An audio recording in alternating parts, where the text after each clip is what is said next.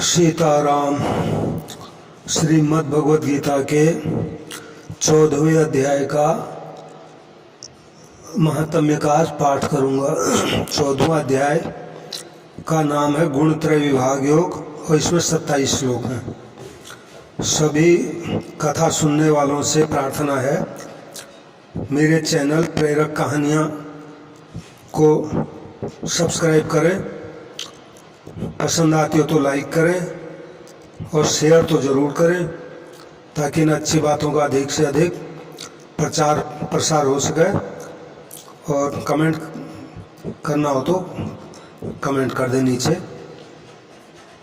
तो पहले महाराज जी की वाणी में 14वें अध्याय का सारांश है, उसका पाठ कर रहा हूँ।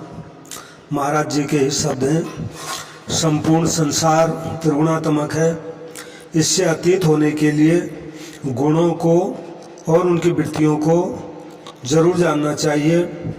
प्रकृति से उत्पन्न सत्व रज और तम, ये तीनों गुण शरीर में आसक्ति ममता आदि करके जीवात्मा को बांध देते हैं। सत्वगुण सुख और ज्ञान की आसक्ति से, रजोगुण कर्मों की आसक्ति से और तमोगुण प्रमाद आलस्य एवं निद्रा से मनुष्य को बंधन में डालता है। रजोगुण और तमोगुण को दबाकर जब सत्वगुण बढ़ता है तब अंतःकरण में रज तम के विरुद्ध प्रकाश हो जाता है। सत्वगुण और तमोगुण को दबाकर जब रजोगुण बढ़ता है तब अंतःकरण में लोभ, क्रियाशीलता आदि सत्व तम के विरुद्ध वृत्तियाँ बढ़ जाती हैं। सत्वगुण और रजोगुण को दबाकर जब तमोगुण बढ़ता है तब अंतःकरण में विवेक, तब अंतःकरण में अविवेक, कर्म करने में अरुचि, प्रमाद, मोह आदि सत्वरज के विरुद्ध वृत्तियाँ बढ़ जाती हैं।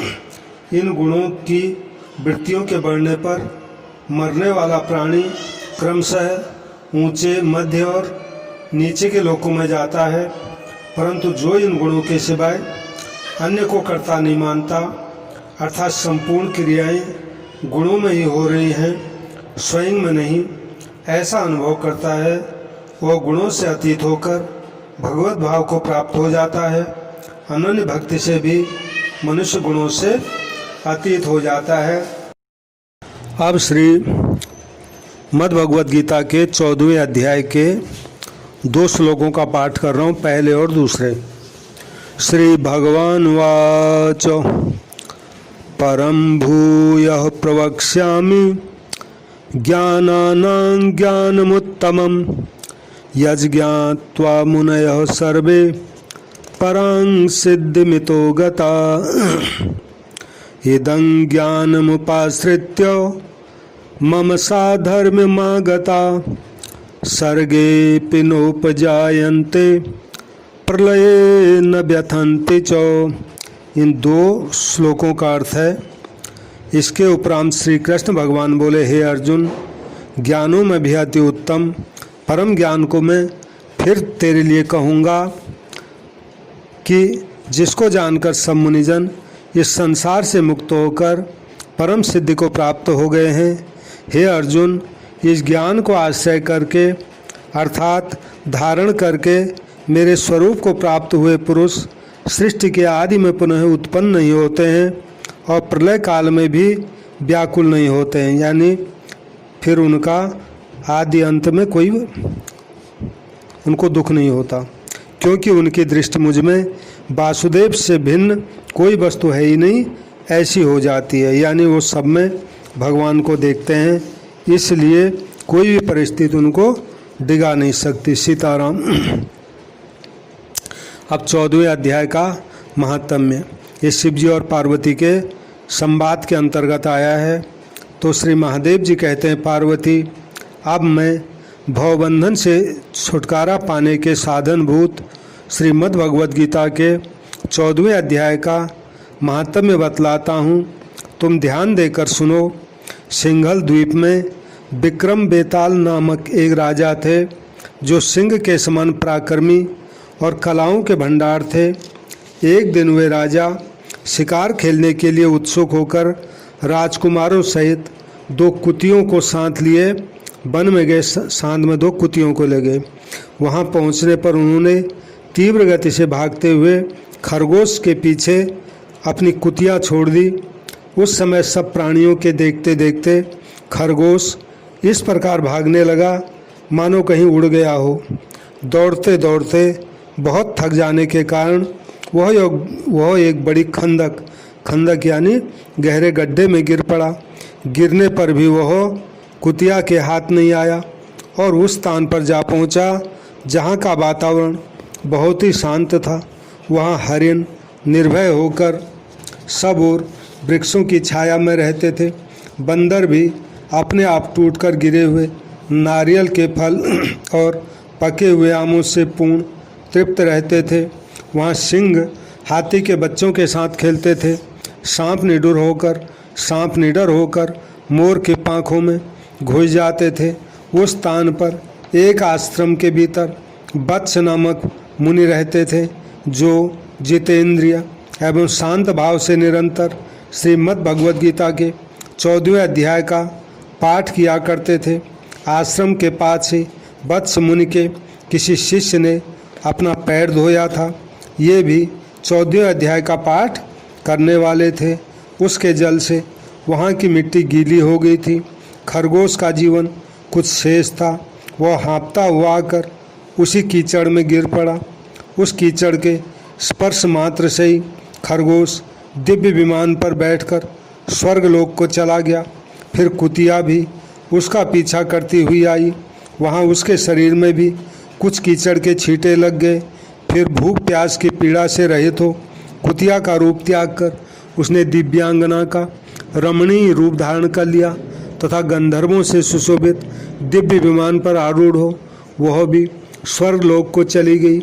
यह देखकर मुनि के मेधावी शिष्य स्वकंधर हंसने लगे। उन दोनों के पूर्व जन्म के बैर का कारण सोचकर उन्हें बड़ा विस्मय हुआ था। उस समय राजा के नेत्र भी आश्चर्य से चकित हो उठे। उन्होंने बड़ी भक्ति के साथ प्रणाम करके पूछा, विप्रवर, नीच योनि में पड़े हुए दोनों प्राणी कुतिया और खरगोश ज्ञानहीन होते हुए भी जो स्वर्ग में चले गए हैं, आखिर इसका क्या कारण है? इसकी कथा आप मुझे सुनाइए। शिष्य ने कहा, भूपाल, इस वन में वत्स नामक ब्राह्मण रहते हैं। वे बड़े जितेंद्रिय महात्मा हैं। वे गीता के 14वें अध्याय का सदा जप किया करते हैं। मैं उन्हीं का शिष्य हूँ। मैंने भी ब्रह्म विद्या में विशेषज्ञता प्राप्त की है।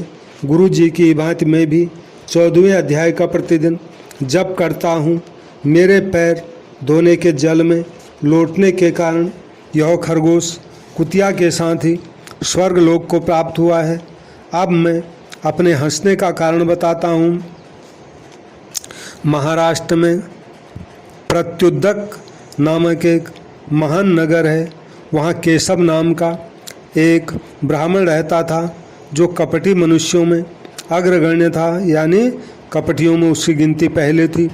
उसकी स्त्री का नाम बिलोभना था।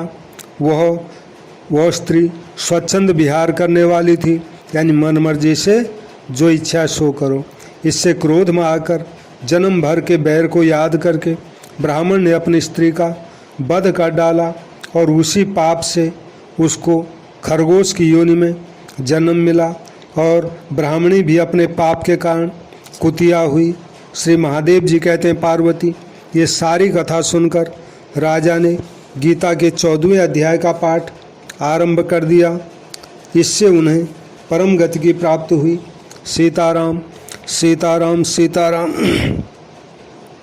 अब श्री मद्भगवद गीता के 14वें अध्याय के आखिरी 2 श्लोक हैं, 26 और 27वां।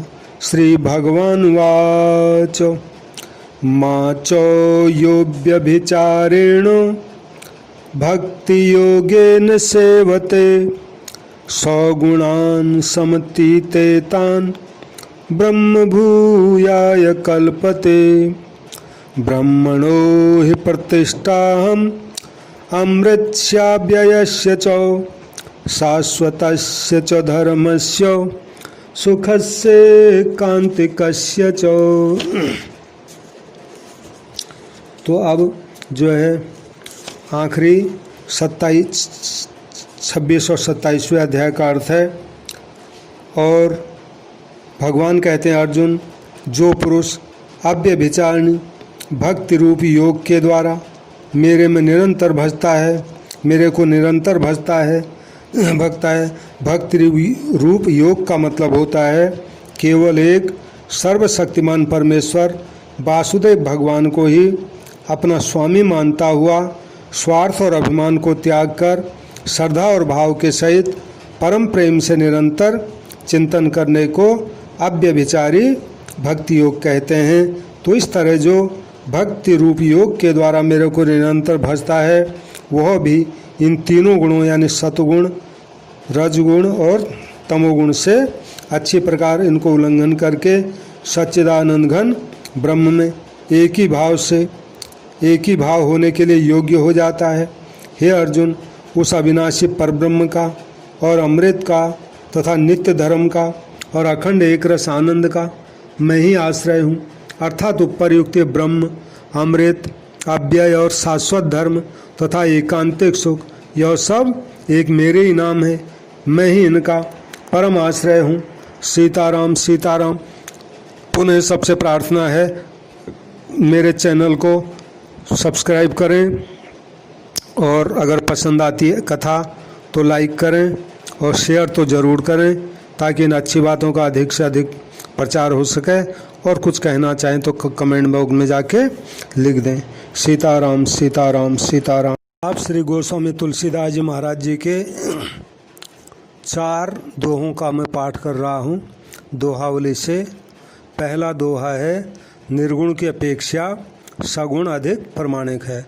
भगवान कहते हैं, वो गोस्वामी तुलसीदास जी कहते हैं, सगुण जो स्वरूप है भगवान का वो निर्गुण की अपेक्षा ज़्यादा प्रमाणिक है।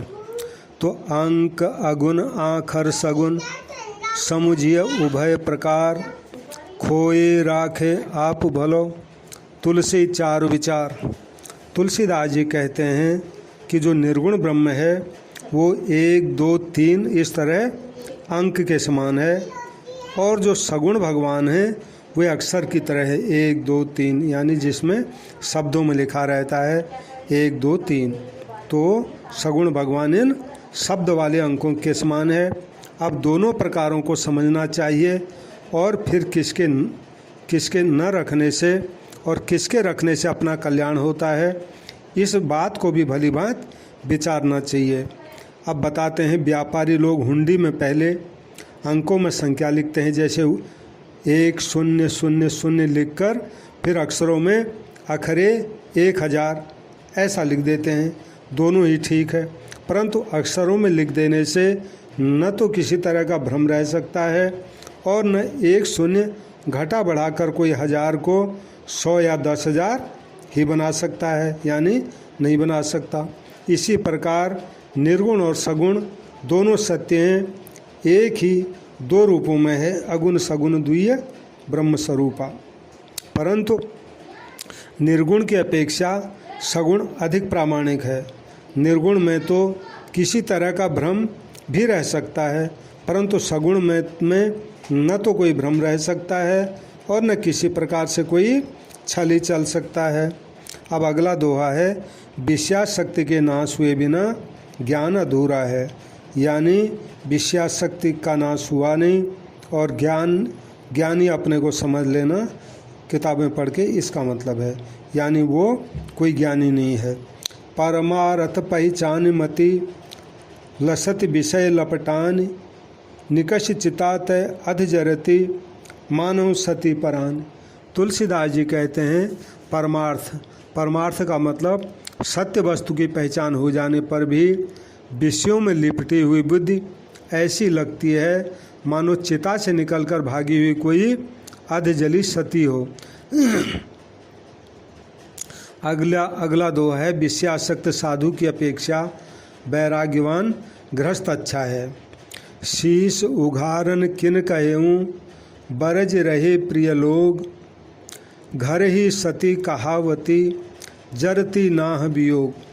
तुलसीदास जी कहते हैं, अधजली भागने वाली ऐसी सती को सिर खोलने के लिए आखिर किसने कहा था? प्यारे सगे संबंधी तो सब रोक रहे थे। इससे तो यही अच्छा था कि स्वामी के वियोग में अग्नि में सदा जला करती और घर बैठी ही सती कहलाती। तात्पर्य यह हुआ कि साधु होकर फिर विषयों की ओर ललचाने से तो घर बैठे भजन करना ही अच्छा है। कहने का मतलब है सती होने के लिए गई, लेकिन डर के मारे फिर भाग गई वहाँ से। तो तुलसीदास जी कहते हैं इससे तो अच्छा है घर में ही रहती, अपना भजन करती। अब अगला दोहा है, साधु के लिए पूर्ण त्याग की आवश्यकता। खरिया खरी कपूर सब उचित न पियति त्याग, कै खरिया मोहि मेल के विमल विवेक विराग। तुलसीदास जी कहते हैं साधु होने के बाद तुलसीदास जी को एक दिन उनकी स्त्री मिल गई। तो स्त्री ने उनकी झोली में खरी यानी सफ़ेद गोपी चंदन और कपूर आदि देखकर कहा कि हे प्रियतम, अब आप अपनी झोली में खरी और कपूर आदि सब सामान रखते हैं, तब स्त्री का त्याग करना क्या उचित है? अतएव या तो मुझको भी इस झोली में डाल दीजिए अथवा तो विशुद्ध ज्ञान और वैराग्य को धारण कीजिए। कहते हैं कि उसी क्षण से तुलसीदास जी ने झोली झंडा सब फेंक दिया। यह दोहा वास्तव में सभी विरक्त वेशधारी पुरुषों के लिए चेतावनी स्वरूप है। यानी स्त्री ने कहा ये खड़िया वगैरह जो आप रखते हो गोपी चंदन, ये भी नहीं रखना चाहिए साधु को। तो सीताराम सीताराम सीताराम।